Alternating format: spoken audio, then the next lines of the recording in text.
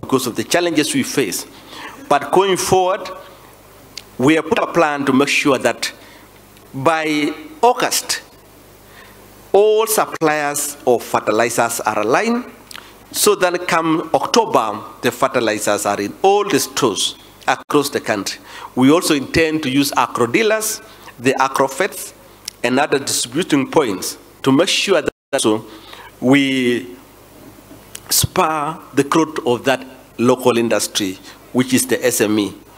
So, on the issue of quality of fertilizers, we have put up a serious team to be on a continuous check on and to ensure that the fertilizers being procured meet the required quality going forward.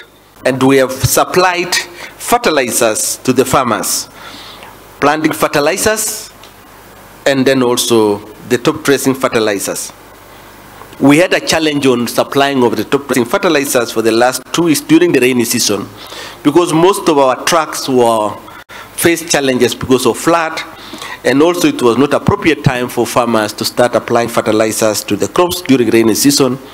But we have now released all fertilizers, and as we talk now, I can say all counties and all farmers are now accessing the top dressing fertilizers. All that I can ask our people as we go around to see, let us move from agriculture to agribusiness. I think that is what we are talking about, that we move from agriculture to agribusiness, value addition.